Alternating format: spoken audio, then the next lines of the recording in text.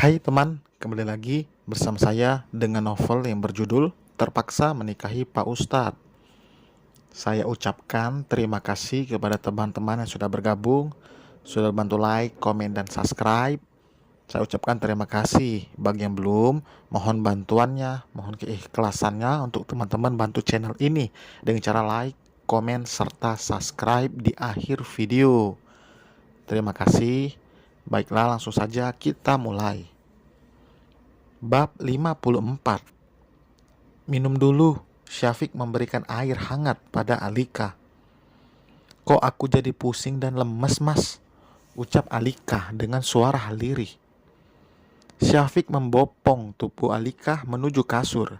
Selain karena kehamilannya, kondisi tubuh Alika juga sedang tidak baik.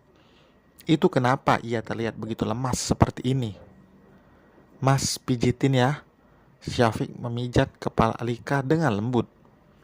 Maaf mas, cicitnya. Kenapa minta maaf segala, sahut Syafiq. Pagi-pagi gini aku udah nyusahin kamu, sesalnya.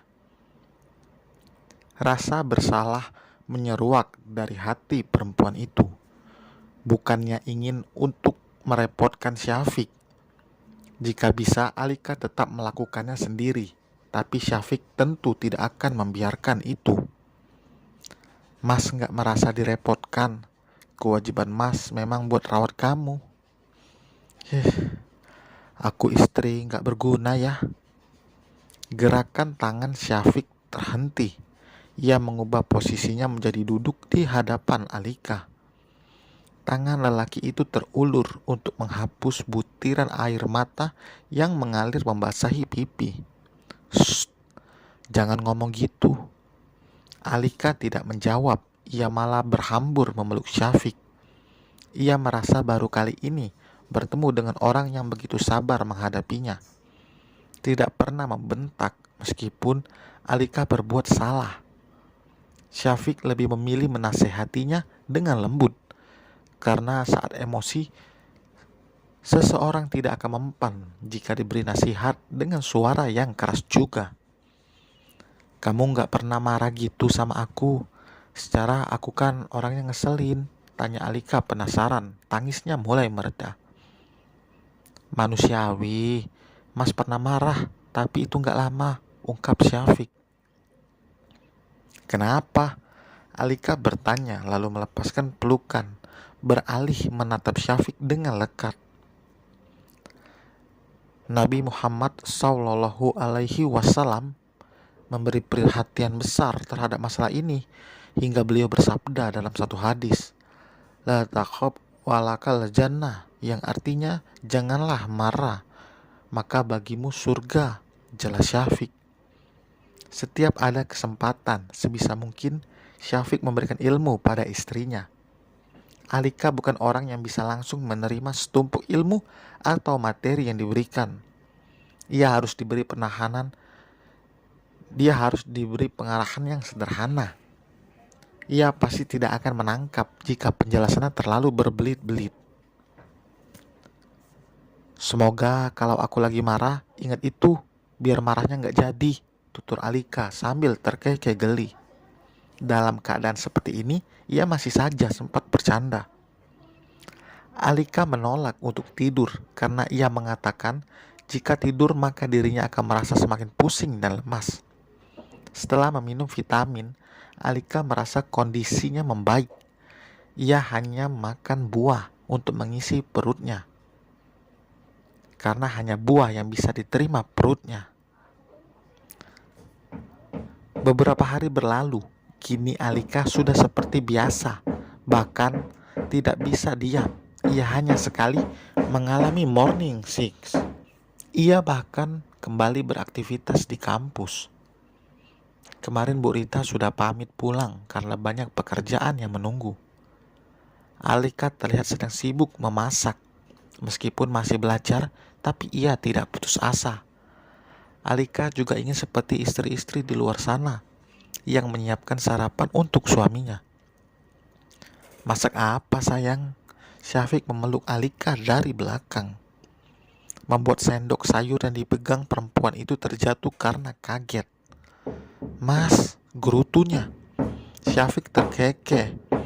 Maaf, ia berjongkok mengambil sendok sayur itu dan memberikan yang baru pada Alika, sedangkan ia mencuci sendok yang jatuh. Karena aku lagi pengen sayur sop, jadi aku bikin, gak apa-apa kan? Alika menatap suaminya sekilas sebelum kembali mengaduk sayur itu. Iya, gak apa-apa, selama kamu suka, mas gak masalah, balas Syafiq. Alika melihat resep di tayangan video di internet, berharap masakannya berhasil. Ia hanya skip penambahan bawang saja dan mengganti ayam menjadi bakso. Alika tidak mengurus ayam. Memegangnya saja ia tidak berani. Tapi jika sudah matang, ia adalah orang pertama yang akan menghabiskannya. Meski terlihat tidak meyakinkan, tapi Syafiq tetap menghargai masakan istrinya. Bagaimana tidak, potongan wortel itu terlalu tebal, tapi potongan sayur lainnya masih wajar. Coba cicip dulu sayang. Harus ya, tanyanya. Iya, siapa tahu masih ada yang kurang atau gimana kan, jawab Syafiq. Alika mengambil sendok untuk mencicipi, tapi ia malah mengarahkannya pada Syafiq. Mas aja, ucapnya lalu meniup pelan kuah sayur itu. Tapi Syafiq mencegahnya. Gak boleh ditiup sayang, tegurnya. Kenapa? Mulut aku gak bau kok, sautnya kesal. Sesungguhnya Rasulullah Shallallahu Alaihi Wasallam melarang bernafas dalam sebuah wadah atau meniup makanan dalam wadah tersebut. Hadis riwayat At-Tirmizi. Rasulullah Shallallahu Alaihi Wasallam bersabda, sesungguhnya makanan yang sudah tidak panas itu lebih besar berkahnya. Terang Syafiq. Alika mengenal nafas lalu menunggu kuah sop itu menjadi hangat kalau mengarahkannya pada Syafiq. Gimana? Alika memperhatikan ekspresi suaminya. Tambahin air lagi, garamnya gak kebanyakan, ujar Syafiq.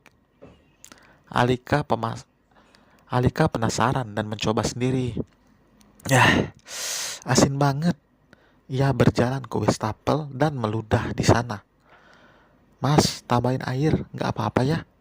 Syafiq meminta izin dulu menghindari Alika agar tidak merasa sakit hati. Iya, atur aja, balas Alika. Ia hanya berdiri di belakang Syafiq, melihat suaminya yang melanjutkan masakan Alika. Duh, payah banget sih gue, jadi malu kan, batin Alika.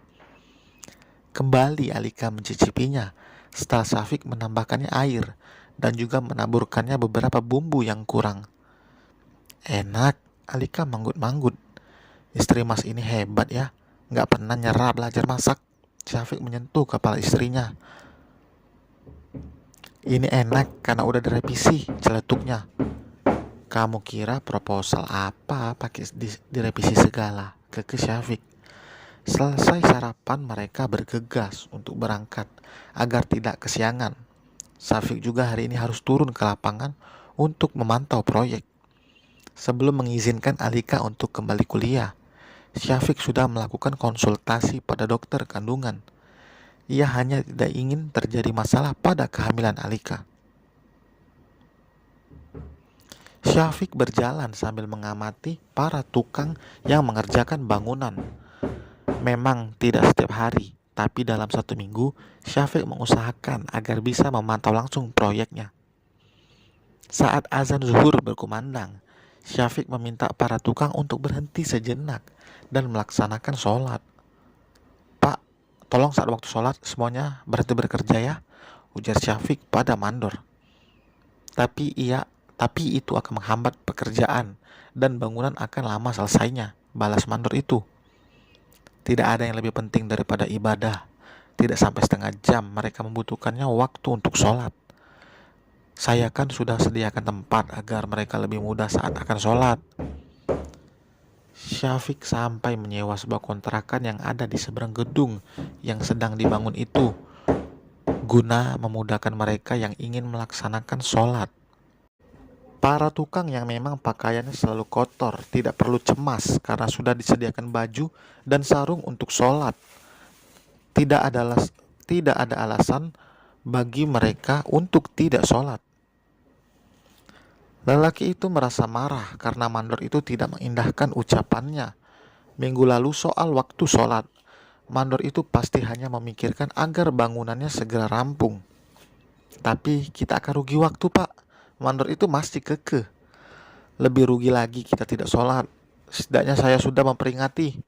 Jika mereka semua tidak sholat, maka Bapak yang menanggung dosanya karena melarang mereka. Syafiq begitu tegas. Ia lebih tahu jika para tukang menggunakan sedikit waktunya untuk sholat, sama sekali tidak akan membuat kerugian.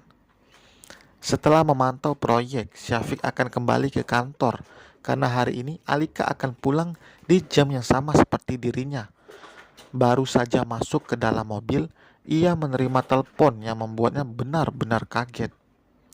Astagfirullah, kenapa bisa kamu ditangkap polisi? Dan selesai. Jangan lupa untuk like, komen, dan subscribe. Mohon bantuannya teman. Sampai berjumpa, terima kasih. Bye.